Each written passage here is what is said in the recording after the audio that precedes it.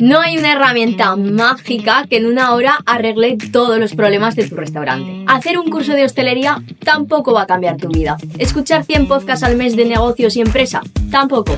Pagar 200 euros al mes en suscripciones de plataformas digitales para finanzas, contabilidad, inventarios tampoco.